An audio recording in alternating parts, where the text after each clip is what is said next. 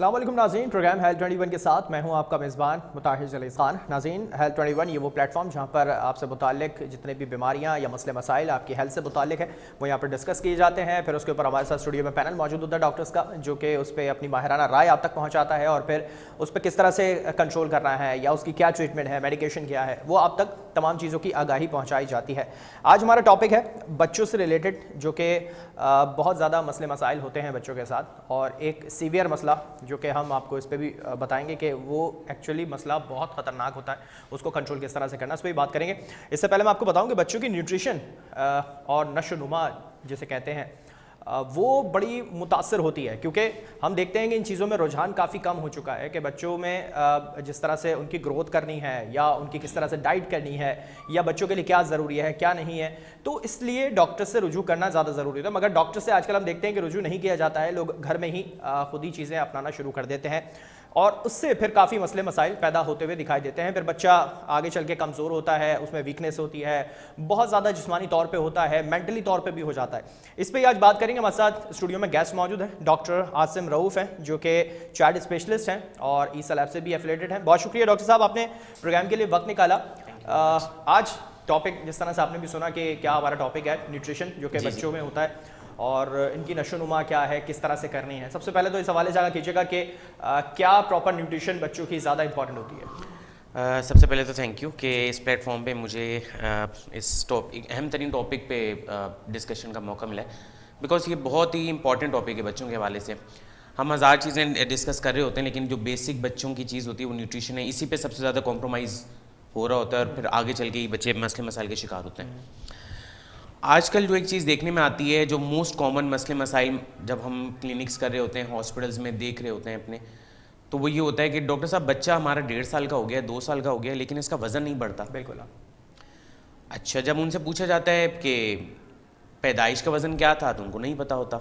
अक्सर पता भी होता है तो बोलते हैं भाई 2 किलो था, 2.5 किलो था। पहले सही था लेकिन अब नहीं बढ़ा। क्यों? देखिए, होता क्या है कि कोई भी चीज़ बिल्कुल एकदम नहीं हो जाती, ये शुरुआत से ही चीज़ें चलती हैं।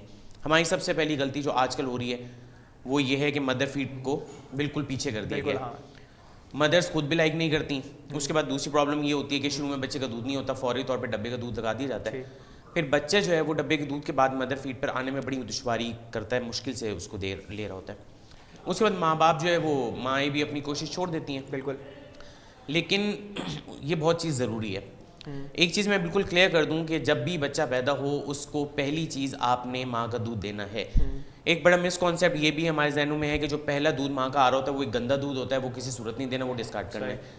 जबकि वही दूध सबसे अहम है, उसको नेचुरल एंटीबायोटिक भी हम बोलते हैं, क्योंकि उसमें एंटीबॉडीज़ होती हैं जो बच्चे को आगे जाके तमाम तरह इन्फेक्शन से बचाएंगी। वो आपने लाजमी देना है।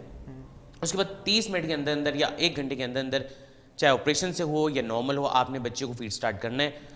शुरू में फीड नहीं होगा, बच्चे की रिक्वायरमेंट भी कम होती है, लेकिन आपने फीड लगाना है। आहिस्ता आहिस्ता जैसे सकलिंग होती है, मदर फिर स्टिमुलेट होती है, फीड आ जाता है। 6 महीने तक आपने सिर्फ माँ का दूध देना है और कुछ नहीं देना। अच्छा, ये शुरुआत है न्यूट्रिशन की बच्चे की नशोनुमा के ये लिए बिल्कुल शुरुआत है और यहीं से, और लोगों का सवाल होता है कि मदर फीड इनफ है या नहीं है। Mother feed is more than enough.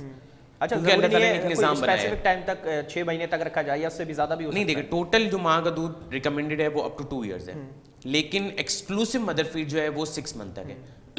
बायोफिजिकली बच्चे की पोजीशन देखने के बाद। अच्छा, ये तो वो हुई जो बेसिक जो हमने बात करी कि जिस तरह से नशोनुमा की शुरुआत होती है। ग़िज़ाइयत के हवाले से हम देखते हैं कि बच्चों में काफ़ी इस चीज़ को देखा जाता है, काफ़ी मसले मसाइल होते हैं ग़िज़ाइयत को लेकर। बच्चे अक्सर चोर होते हैं, खाने के चोर होते हैं, जो कि उनके डाइट प्लान सही से नहीं हो पाता, पेरेंट्स परेशान होते हैं। काफ़ी सवालात K21 न्यूज़ के इस प्लेटफॉर्म पर भी किए गए हैं।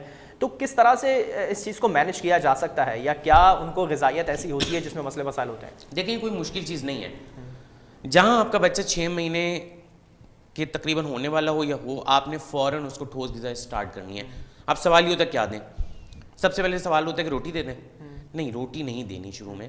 आपने सबसे पहले उसको सॉफ्ट फूड से स्टार्ट करना है, जिसमें दलिया है, खिचड़ी है, साबूदाना है, सूजी है। ये चीज़ें आपने 6 महीने से स्टार्ट करनी है आहिस्ता आहिस्ता। 7वें 8वें महीने पे आपने जाके उसको वीट के ऊपर लेके आना है। साथ में फ्रूट्स स्टार्ट करने हैं, जिसमें बनाना है, पोटैटो बहुत इंपॉर्टेंट चीज़ है। पोटैटो को लोग अक्सर इग्नोर कर देते हैं कि बादी कर रहा होता है, बलगम कर रहा होता है, छोड़ देते हैं। ऐसा कुछ भी नहीं है, आपने देना है। बनाना नहीं देते, किसी नज़ला लग जाता है, सीना ख़राब हो जाता है, ऐसा कुछ नहीं है, आपने देना है। ठीक है, 8 से 9 महीने का जब बच्चा कंप्लीट हो जाता है तो आपने उसको हर वो चीज़ देनी है जो आपके घर में बन रही है। यानी सॉलिड फूड दे सकते हैं फिर उसके बाद, ठोस ग़िज़ा। सेमी सॉलिड स्टार्ट करना है 6 मंथ से 7 to 8 मंथ पे जैसे बच्चा पहुंच जाए आपने उसको सॉलिड फूड्स पे स्टार्ट करना है। फिर लोग ये सवाल करते हैं कि मिर्चियों वाली चीज़ें कब से शुरू करें। देखिए बिल्कुल बिगनिंग में स्टार्ट नहीं करनी। 8वें 9वें महीने से मुराद यही हुआ जो घर में पक रहा है, स्पेशली बच्चे के लिए फिर कुछ नहीं बनेगा। सही, जो घर में बन रहा है वही आपने बच्चे को देना है। अब घर में अगर आप रोटी सालन खाने तो आपने बच्चे को भी रोटी सालन देना है। आप मुर्गी खा रहे हैं मुर्गी देनी है, मछली खा रहे हैं मछली देनी है, गोश्त खा रहे हैं गोश्त खाने। अच्छा, बाज़ औक़ात हम देखते हैं कि फिर कहा जाता है कि बच्चों को अभी फ्रूट्स नहीं दो बल्कि उसका जूस पिलाओ, तो ज़्यादा हम देखते हैं कि ज़्यादा जो उसमें पोटेंशियल होता है या ज़्यादा उसमें जो विटामिन्स होते हैं वो फ्रूट के अंदर होते हैं बनस्बत इसके जूस। हम लोग तो क्या है हमारे साथ मसला ये है कि हम लोग फ़ौरन ईजी वे में जाने की कोशिश करते हैं। फ्रूट खिलाना मुश्किल है, जूस पिलाना आसान है। बिल्कुल, बच्चा भी जो है वो ईजी कौन प्रैक्टिस करे, कौन टीथिंग करे, च्यूइंग करे, बच्चा भी जो है वो जूस को प्रेफर कर रहा होता है। एक और बड़ी प्रॉब्लम आ गई है डब्बे वाला जूस। बिल्कुल, डब्बे वाला जूस किसी तौर पे न्यूट्रिशन की कोई वैल्यू नहीं रखता, वो जस्ट वेस्ट ऑफ मनी और हेल्थ प्रॉब्लम्स क्रिएट करता है और कुछ भी नहीं। अच्छा, आपने जूस ज़रूरी है कि हम फ्रूट के बजाय जूस पिला सकते हैं। देखिए अगर बच्चा बिल्कुल नहीं ले रहा, प्रॉब्लम कर रहा है, तो आप उसको मैनिपुलेट करें। कुछ दिन उसको जूसेस दें, कुछ दिन उसको फ्रूट्स दें, गिफ्ट फॉर्म में रखें। देखिए बच्चों से खेलना पड़ता है, बच्चा आपसे खेलता है, आपको बच्चे से खेलना है। बच्चे को ज़बरदस्ती नहीं खिलाया जा सकता, बच्चे को ज़बरदस्ती कुछ नहीं कर सकते। प्यार से मैनिपुलेट करें। अगर एक दिन वो जूस की फरमाइश करे आप उसको मैनिपुलेट करें, ठीक है आज जूस है लेकिन कल आपको फ्रूट खाना पड़ेगा, फ्रूट खाओगे तो आपको ये गिफ्ट मिल जाएगा। तो ये हैबिचुएशन होती है बच्चों में, आपने इस आदत को डालना है। इंसान जो है ना जल्दबाजी करता है। अक्सर मेरी क्लिनिक्स में प्रॉब्लम आती है, हमने स्टार्ट किया था, 2-3 बच्चे ने खाया, उसके बाद अब वो खाते ही नहीं है, इसे मैंने देना ही छोड़ दिया। देखिए कोई भी चीज़ कभी भी एक जैसी चीज़ नहीं होती। आप भी, मैं अगर मिसाल दूँ, बड़ा है, आप हफ्ते के 7 दिन, हम लोग बड़े शौकीन होते हैं ना मिर्च मसाले वाले, आप 7 दिन शादियों में चले जाएं, 8वें दिन आप खुद बोलेंगे यार मुझे सब्जी या दाल दे दो, मैं थक गया। अब बच्चे को भी क्या होता है, रोज़ दलिया, अच्छा रोज़ खिचड़ी, एक ही चीज़ आप देंगे तो बच्चा यूज टू हो जाता है, फिर बच्चा नहीं खाता। आपने उसको मैनिपुलेट करना है, एक दिन उसको खिचड़ी दे दें, एक दिन उसको मीठा दे दें, एक दिन नमकीन दे दें, कुछ फ्रूट्स दे दें, जूसेस की फॉर्म में दे दें। तो डिफरेंट मैनिपुलेट, उसकी पैकिंग्स अच्छी करें, उनको जिन पॉट्स में दे रहे हैं वो पॉट्स अट्रैक्टिव करें, लाइक कार्टून्स हैं, फ्लावर्स हैं, कलर्सफुल होते हैं, उससे बेबी अट्रैक्ट होता है। ड्यूरिंग जब आप उसको फीडिंग करें, आप उसको कोई हेल्दी एक्टिविटी में, मैं ये नहीं कह रहा कि मोबाइल पकड़ा के कार्टून दिखाना शुरू कर दें, ऐसा नहीं, कोई टॉयज दे दें, कोई वर्किंग वाली एलिमेंट दे दें, बॉक्सेस होते हैं, अल्फ़ाबेट्स होते हैं, बच्चा उसमें अपनी एक्टिविटीज़ दे रहा होता है। उस दौरान आप उसको जब एपेटाइट डेवलप करेंगे, देखिए एपेटाइट डेवलप करने से होती है, फ़ौरन नहीं होती। जैसे जैसे रनिंग में आएगी, इंटेस्टाइन मैनिपुलेट होगी, खुद ब खुद एपेटाइट डेवलप होगी। हाँ, इन बिटवीन अगर कभी कभी हमें टॉनिक्स की नीड पड़ती है तो हम देते भी हैं, लेकिन वो फॉर अ टाइम बीइंग है, बहुत लिमिटेड टाइम के लिए देने होता है, वो भी जस्ट सपोर्टिव उसके लिए। मेन चीज़ आपकी हैबिचुएशन को रोकना है, बच्चे को मैनिपुलेट करना है, बच्चे को उसके साथ लग के उसकी हैबिट को डेवलप करना है, तो बच्चे खुद ब खुद न्यूट्रिशन की तरफ आते हैं। अच्छा, मैं फिजिकली थोड़ा सा इस तरफ आऊँगा। अभी एक सवाल और रह गया था कि अगर हम डाइट के हिसाब से बात कर रहे हैं तो फिर हम देखते हैं कि मार्केट में तरह तरह के जो पाउडर वाले दूध आ चुके हैं, कितना करामद है वो बच्चे की सेहत के लिए, या जो गाय का दूध होता है वो ज़्यादा अच्छा रहता है, ज़्यादा क्या इस पर सजेस्ट करेंगे आप? देखिए बिल्कुल इस पर एक बहुत बड़ी डिबेट है। जो डब्बे वाले दूध हैं वो नेचुरल प्रोडक्ट्स तो नहीं है, बिल्कुल ठीक है, वो एक्सट्रैक्ट हुए होते हैं, उसमें फर्दर फोर्टिफाइड आयरन और कॉम्प्लेक्सेस इन्होंने कुछ कंपनीज ने दी हैं जो वेल ओरिएंटेड भी हैं और प्रूवन भी हैं। रही बात खुले दूध की, तो सबसे बेहतरीन चीज़ अगर मदर फीड को कंपेयर किया जाता है ना किसी मिल्क से, तो वो बुफेलो मिल्क है, ऑलमोस्ट मदर फीड के कंपेरिजन में आता है। लेकिन हमारे पास प्रॉब्लम ये है कि वो प्योर तो आता नहीं है, 50% वो गवाले उसको पानी मिला के दे रहे होते हैं। और हमारे एक बड़ा मिसकॉन्सेप्ट है कि हमने अगर दूध पानी मिलाए बगैर दे दिया तो बच्चे का पेट खराब हो जाएगा।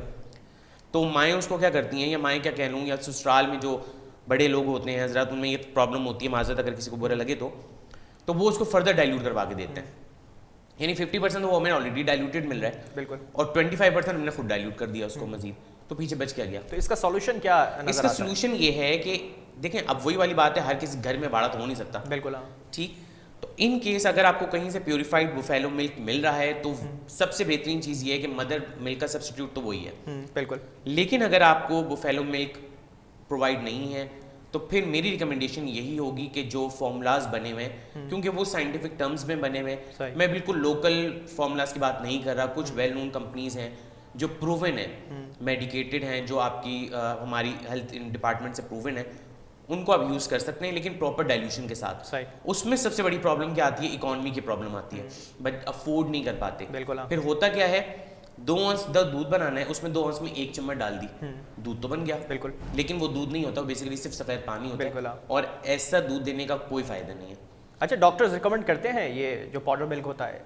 देखिए, रिकमेंडेशन आइडियली डॉक्टर्स को रिकमेंड ना करना चाहिए, ना ही रिकमेंडेशन में होना चाहिए, बट अगर ज़ाहिर वही वाली बात है, रिस्क वर्सेस बेनिफिट्स की बात करें तो अगर बेनिफिट्स ज़्यादा हो रहे हैं तो फिर प्रिस्क्राइब हम करते हैं, ऐसी बात नहीं है कि नहीं करते, जो सीधी बात है। आइडियली नहीं करना चाहिए, लेकिन अगर नीड है तो करें विद प्रॉपर काउंसलिंग। उनको ये बताना है कि भाई अगर अफोर्ड कर सकते हो तो लो, वरना बेहतर ये है कि आप कोई और ऑप्शंस देखें, और उसको 1:1 डाइल्यूशंस के साथ ही देना है, सिवाय कुछ फॉर्मूलाज में जिनके स्पून्स बड़े हैं तो उसमें हाफ डाइल्यूशन के लिए वो डॉक्टर का काम है कि उसको काउंसलिंग करके बताए पूरा कि प्रॉपर मिल देना है, वरना ना दो तो ज़्यादा। अच्छा, ये इशू हम ज़्यादातर जब देखते हैं कि जब बच्चों को भूख नहीं लग रही होती है, या उनमें भूख लगने का कुछ ऐसा नुस्खा जो घर में अक्सर हम देखते हैं अपनाने की कोशिशें की जाती हैं, जिस तरह से ये दूध है इसमें फिर चॉकलेट पाउडर मिला दिया या फला कोई भी चीज़ मिला दी ताकि दूध पीने में ज़्यादा बच्चा इस तरफ माइल हो, तो भूख बढ़ाने के लिए एक बच्चे के लिए क्या करना चाहिए फिर? देखिए, बात ये है कि मैं अपने हॉस्पिटल्स में, अपनी क्लिनिक्स में एक जो बड़ी चीज़ देखता हूँ, ये क्या होता है कि मदर खाता तो है नहीं, ये दूध पे चल रहा है, दूध पे चल, तो दूध हम इसको 4 से 5 टाइम दे देते हैं। देखिए, बच्चे की नशोनुमा 6 महीने तक दूध पे होती है, 6 महीने के बाद वो दूध से काम नहीं होता। आपने उसके मिल्क को जो इनिशियली 4 to 5 टाइम्स वो ले रहा होता है, आपने 6 महीने के बाद उसको मैक्सिमम 2 या 3 टाइम्स पे लाना होता है।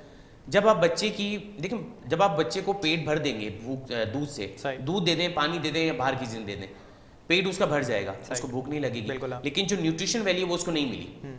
आपने तो उसको न्यूट्रिशन वैल्यू देनी है ना, ताकि वो डेवलप हो, तो आपने उसको मिल्क 6 महीने के बाद कम करना है ताकि उसकी एपिटाइट हो। देखिए, कोई भी इंसान ऐसा नहीं है कि उसको भूख लग रही हो और खाना ना खाए, चाहे वो बच्चा हो या बड़ा हो, लेकिन अगर फालतू चीज़ों से पेट भर दिया जाएगा तो पेट तो उसका भर जाएगा, भूख खत्म हो जाएगी, लेकिन उसकी बॉडी डेवलप नहीं होगी। तो आपने उसको मिल्क को कम से कम करना है, दिन में 2 से 3 time, because calcium vitamin D ज़रूरी है।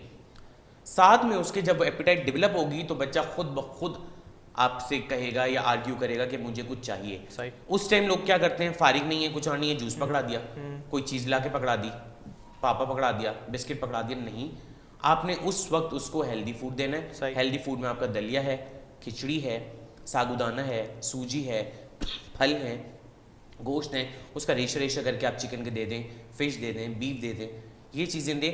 और जब आहिस्ता आहिस्ता आप इसको देंगे, मैं ये नहीं कह रहा कि एक ही दिन पहले दिन आपने उसकी कटोरी भरनी है और उसको चिपका देना है या उसको खिला देना, बच्चा कभी भी नहीं खाएगा।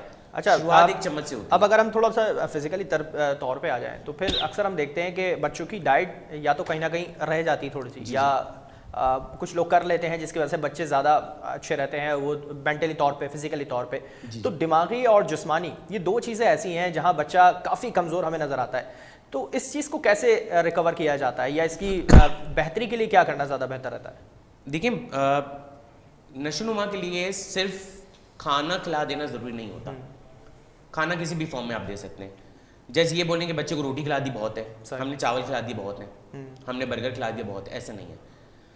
देखिए, कार्बोहाइड्रेट और फैट्स बॉडी की डेवलपमेंट के लिए ज़रूरी हैं, लेकिन कुछ एलिमेंट्स और भी हैं जिससे आपकी दिमाग की, नसों की, वेसल्स की नशोनुमा होती है। उसमें इंपॉर्टेंट रोल है विटामिन्स का, खासतौर पे vitamin B complex, vitamin C, vitamin D, vitamin A और जिंक का अक्सर लोगों को प्रॉब्लम वो नहीं होता, उस पर लोग गौर नहीं करते और अक्सर नहीं दे रहे होते। ये तमाम तरह एलिमेंट्स देने ज़रूरी हैं। आप बच्चे को वो प्रोडक्ट्स एडवाइस करें जिसमें तमाम तरह एलिमेंट्स हों। विटामिन ए की रिच सोर्सेज आपकी मिल्क हैं, कैरेट्स हैं, ठीक है, बिल्कुल शुरू का बच्चा तो कैरेट नहीं खाएगा, बिल्कुल आप उसको सॉफ्ट करके बॉईल करके दे सकते हैं, ठीक है, वो नहीं दे रहा, आप उसको किसी फॉर्म में चीज़ आता है उसमें विटामिन ए की रिच सोर्सेज मौजूद हैं, आप उसको दे सकते हैं। फ्रूट्स आप दे सकते हैं, इसमें बनाना है, उसमें फॉलिक एसिड, विटामिन के बहुत अच्छे रेशो मौजूद है, पोटैटो के अंदर आयरन मौजूद है, एप्पल सॉफ्ट आते हैं, मैं ये नहीं कह रहा कि हार्ड एप्पल आप उसको दें, सॉफ्ट एप्पल्स आते हैं उसको दे दें, ठीक है, उसमें भी आयरन मौजूद है। आप उसको ग्रीन वेजिटेबल्स दें, ग्रीन वेजिटेबल्स में विटामिन के मौजूद है, फॉलिक एसिड मौजूद है, फाइबर मौजूद है। जब गावा आता है तो गावा भी जो है अच्छा सा जो तैयार गावा होता है आप उसको मैश करके दे सकते हैं, बिल्कुल, उसके बीज निकाल दें ताकि वो फॉरेन बॉडी नहीं बने बड़ा बच्चा तो उसको दें। तो ये सारी चीज़ें हैं जो आपने देनी है। एक और प्रॉब्लम क्या आती है कि हम लोग हमारे बच्चे को कब्ज हो जाती है, बहुत कॉमन प्रॉब्लम है। बिल्कुल। अच्छा, कब्ज क्यों हो जाती है? कब्ज बहुत सालों से हम पता नहीं किस किस को दिखा चुके हैं लेकिन कब्ज हल नहीं हो रही। जब उनसे सवाल पूछे जाते हैं कब्ज की, देखें वजूहत में मैं पूछने शुरू होता हूँ, पानी, डॉक्टर साहब पानी तो ये पीता ही नहीं, क्यों? बिल्कुल, बस वो हम देते हैं लेकिन पीता ही नहीं है, फिर हम छोड़ देते हैं। पानी ना पीना, अच्छा आप इसको आटा कौन सा देते हैं? जी आटा तो चक्की वाला तो हम खाते नहीं है क्योंकि वो लाल अजीब लाल सा होता है, तो हम तो सफेद आटा खाते हैं, रिफाइंड। पानी की कमी, refined sugar, decrease vitamin intakes, ये सारी चीज़ें कब्ज कराती हैं। कब्ज को डॉक्टर के पास जाते हैं, कब्ज डॉक्टर साहब कब्ज है, अच्छा जी ये सिरप ले लें या ये इनको दे दें, ये जो आपका आजकल प्रॉब्लम्स आती हैं वो दे दें, पर रेक्टल पास कर दें मुझे। कब तक ये चीज़ चलेगी? देखिए पत्ते काट देना कोई हल नहीं होता, जड़ को काटना होता है तो ही प्रॉब्लम हल होती है। अच्छा, इसकी जड़ है क्या एक्चुअली, आपको क्या नजर आता है? इसकी देखिए दो चीज़ें, या एक तो मेन प्रॉब्लम है कि कोई डिजीज़ है, अगर वो डिजीज है तो वो तो फिर अल्टीमेटली उसका सोल्यूशन निकालना पड़ेगा, उसमें हर्शफंक डिजीज है, बिल्कुल, इरिटेबल बाउल सिंड्रोम्स वगैरह, वो एक अलग डिबेट है। जो मोस्ट कॉमन है ना वो हमारी फंक्शनल कॉन्स्टिपेशन, उसमें फंक्शनल कॉन्स्टिपेशन में प्रॉब्लम यही है, पानी नहीं देते, बिल्कुल, फाइबर डाइट हमारे पास मौजूद नहीं है, चक्की वाला आटा हमने नहीं देना, ठीक है, और हमने लेजी लाइफस्टाइल रखनी है, बच्चों को एक्टिविटीज में ही नहीं लगाना, मोबाइल्स में लगा दिया है, कोई वॉक नहीं है, कोई एक्टिविटीज नहीं है, ये सारी चीजें कॉन्स्टिपेशन करा रही हैं। आपने इनको एड्रेस करना है, इनको मैनिपुलेट करना है। मैंने बहुत से बच्चों को इन चीज़ों से मैनिपुलेट किया और अल्लाह का शुक्र है उनकी कॉन्स्टिपेशन का मसला हल हुआ है। अच्छा, एक इशू और है, हम देखते हैं कि ये तमाम चीज़ें अपनाने के बाद, ऐसा डाइट प्लान रखने के बाद, जिस तरह से कि आपने डिस्कस किया, या जो डॉक्टर्स के पास जाते हैं वो रिकमेंड करते हैं, मगर उसके बाद भी कहीं ना कहीं अगर किसी बच्चे में कोई कमी या उनकी जो इस तरह से हड्डियाँ कमज़ोर कहते हैं, हड्डियाँ कमज़ोर होती हैं, उनको थोड़ा सा आयरन नहीं मिल पा रहा होता है सही तरीके से, कैल्शियम नहीं मिल पा रहा होता है, तो इस चीज़ को कैसे कवर किया जाता है? इसकी मेडिकेशन होती है कोई? देखिए बात यह है कि हमारी जो अब न्यूट्रिशन वैल्यूज़ हैं वो प्योर नहीं है। पहले बहुत सी चीज़ें प्योर होती थी इसलिए हमें प्रॉब्लम्स इतनी फेस नहीं करनी पड़ती। दूसरी बात एड्रेस नहीं होती थी। अब चूंकि ज़माना मीडिया का आ चुका है, लोगों में काउंसलिंग और शऊर आ चुका है, तो ये चीज़ें एड्रेस भी हो रही हैं। देखिए हमारी जो डाइट है वो हमारी कंप्लीट रिक्वायरमेंट्स को पूरा नहीं कर पा रहा, ठीक है, चूंकि मदर खुद डेफिशिएंट्स हैं तो बच्चे ऑटोमेटिक डेफिशिएंट हो जाते हैं। तो उस सूरत में फिर हम उनको सप्लीमेंट्स देते हैं जिसमें हमारे पास vitamin A, vitamin C, D supplements मौजूद हैं। उनको proper dose, proper weight, proper age के साथ दिया जाता है। साथ में मल्टी विटामिन कॉम्प्लेक्सेस भी हम दे सकते हैं ताकि उनकी नशों ना रुके, तो वो भी according to age and weight के हिसाब से दिए जाते हैं। साथ में जिंक सप्लीमेंट्स, जैसे मैंने जिक्र किया, जिंक आपकी स्किन के लिए भी बेहतर है, जिंक आपकी लंग्स के लिए भी चाहिए, जिंक आपकी इंटेस्टाइनल एपिथेलियम के लिए भी चाहिए, तो हम जिंक के सप्लीमेंट्स भी 10 to 14 डेज रिकमेंड करते हैं जो आपको दस्तों से और बाकी इंटेस्टाइनल प्रॉब्लम से भी बचा रहे होते हैं। तो वो ज़ाहिर है जब डेफिशिएंसी होगी, देखिए न्यूट्रिशन जो है वो आपकी डेली रिक्वायरमेंट पूरी करेगी, डेफिशिएंसी पूरी नहीं कर पाती। डेफिशिएंसी को पूरा करने के लिए आपने एक्स्ट्रा बॉम्बार्डमेंट करनी है। जब आपकी डेफिशिएंसी क्लियर हो जाएगी तो फिर आपकी डेली जो फूड स्टफ है वो उसको मेंटेन करने में आसानी करेगा, यूं बच्चा जो है वो अपनी न्यूट्रिशन वैल्यू में हो जाएगा। अगर नहीं देंगे तो बच्चे पीसीएम, प्रोटीन कैली मेल न्यूट्रिशन की तरफ जाते हैं, जिससे सूखे कमर्स बोल रहे होते हैं। ये सारी कहानियाँ, प्राइमरी फैक्टर्स ज़्यादा होते हैं, सेकेंडरी अपनी जगह है, सीलिक डिजीज़ है, सिस्टिक फाइब्रोसिस, अलग कुछ और डिजीज़ हैं, वो अपनी जगह है, उनको एड्रेस करना, उनकी ट्रीटमेंट एक डिफरेंट मोडेलिटी है। बट 90% प्रॉब्लम प्राइमरी है। प्राइमरी का मतलब या तो माँ बाप की तरफ से तवज्जो नहीं है, तवज्जो है तो प्रॉपर डाइट नहीं है, या लेजीपना है, या बच्चों को फालतू की ढील है, या बच्चों से प्रॉपर मैनिपुलेट नहीं किया जाता, जिसकी वजह से ये पूरा गैप यानी प्राइमरी तौर पर मॉनिटरिंग की ज़्यादा ज़रूरत नजर आती है। 90% केसेस प्राइमरी हैं। डॉक्टर साहब बहुत शुक्रिया आपने प्रोग्राम के लिए वक्त निकाला, और न्यूट्रिशन का मामला जो कि बहुत ही संगीन मसला होता है और इसको ज़्यादा तवज्जो देने की ज़रूरत है। ये घर से ही चीज़ शुरू होती है जिसके बाद आगे जाके इन चीज़ों पर कंट्रोल किया जा सकता है। शुरू से ही अगर चीज़ों को मैनिपुलेट रखा जाए तो एंड रिजल्ट्स आपको अच्छे मिलेंगे। शुरू से ही डेफिशिएंसीज आएंगी तो आगे जाके मजीद डेफिशिएंसीज बढ़ती हैं, फिर उनको ओवरकम करना काफ़ी मुश्किल। ठीक है, बहुत शुक्रिया डॉक्टर आसिम साहब, अपने प्रोग्राम के लिए वक्त निकाला। इसी के साथ प्रोग्राम का वक्त हुआ, मुझे मेरी पूरी टीम को दीजिए इजाज़त। अल्लाह हाफ़िज़।